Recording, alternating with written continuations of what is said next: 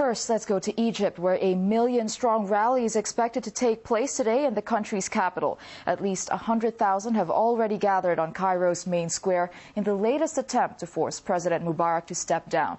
Well, so far, 300 people have reportedly been killed and over 3,000 injured since the protests began over a week ago. Well, for all the latest, we can now cross live to our correspondent, Paula Sleer, who's been covering events for us. Well, Paula, the Egyptian army promised not to use any force against protesters, and that has encouraged many to join the rally. Well, now, are there any reports of violence, and what is the military's role?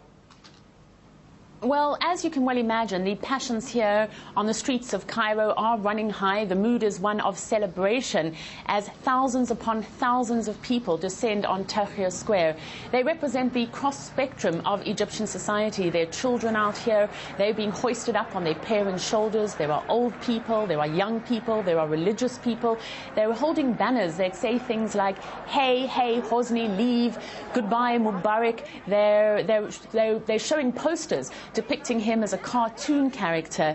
Now, the earlier intention was for the protesters to make their way to the presidential palace, and as a result, the whole route has been, and it continues to be, lined with army, with soldiers, with tanks, with trucks.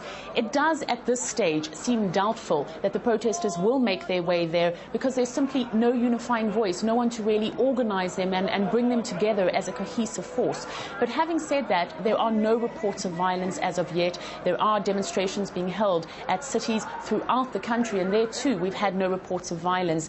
There are small groups of pro-Mubarak demonstrators out on the streets, but they're receiving no attention, and as you can well imagine, their voices are drowned out by the thousands upon thousands who are there calling for Mubarak to leave. Well, many see today's rally as a sign that a change of regime is a done deal and that Mohamed El Baradei is a possible candidate for the president's post. Now, what do the locals say about this? Well, most people here, when you ask them about Mohamed Al Baradei, actually don't know who he is. He's very much a figure who earned his reputation on the international stage. But here in Egypt, people say that he has the backing of the United States and Western powers in particular. And this does not present him in a particularly good light because they say he's been painted with the same brush that paints Mubarak. Having said that, though, the opposition parties did need somebody to bring them together, and they've chosen him. And he's done a fair deal so far of trying to bring everyone on board. He has appealed to the Muslim Brotherhood. They have given him their backing, but they have stressed that it's only temporary. Now, the opposition groups have put together a list of demands, and on those demands they address issues such as unemployment, such as the rising food prices, such as the disarray on the streets. We're not yet clear when they will in fact be able to present their demands to Mubarak, if in fact they will be able to do so, but certainly for now the opposition voices gaining momentum here in Egypt. Nighttime in Cairo, dark, empty and scary. We gather every day like at 7:30 p.m. and we say, okay, who would like to do the first shift and who would like to do the second, and so on. Some people are armed, you know. Mohammed and his neighbors take turns protecting their property. By day, they're professionals. By night, street guards. Groups of armed gangs are on the prowl, and ordinary citizens have to rely on themselves for protection. They've collected what they can: kitchen knives, bathroom brooms, sticks, poles, rods, anything they can get their hands on to keep their homes safe. And with security at an all-time low, the leader who's come forward to replace Hosni Mubarak is offering precious little to make Egyptians feel safer. Mohamed El Baradei's belated attempt at getting in on this opposition movement, well, it may be too late. He's part of the International Crisis Group, a murky elite group with close ties to Western interests. I think the media have bought different lines as the people of Egypt have shown such courage in the face of such US-backed terror that has occurred in Egypt for the past 30 years. I'm not sure Mohamed El Baradei really stands as much of a chance as senior analysts are saying.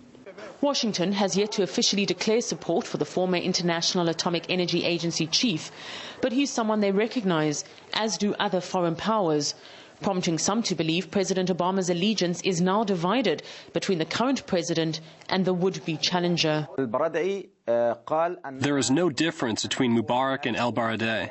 America supports both of them, and the American media has built up El Baradei. Egyptians don't like him. He has lived in Europe and the United States and hasn't even been here for 30 years. And he came back and called for a regime change, prompting critics to point out that he was absent for most of it. El Baradei lived in America.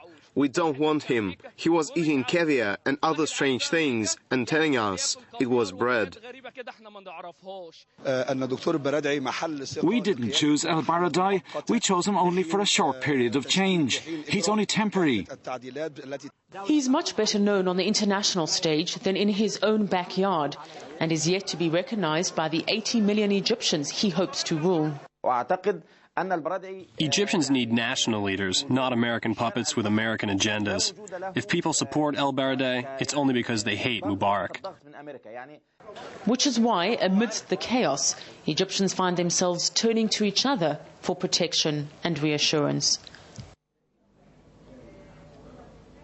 Now, we're just hearing word that the Jordanian King Abdullah has fired his government and appointed a new prime minister. Now, this follows demonstrations in Jordan over the past few days. No doubt, as word of that filters down to demonstrators here on the streets of Cairo and other Egyptian cities, it will fuel their excitement and only add to the momentum we're witnessing today.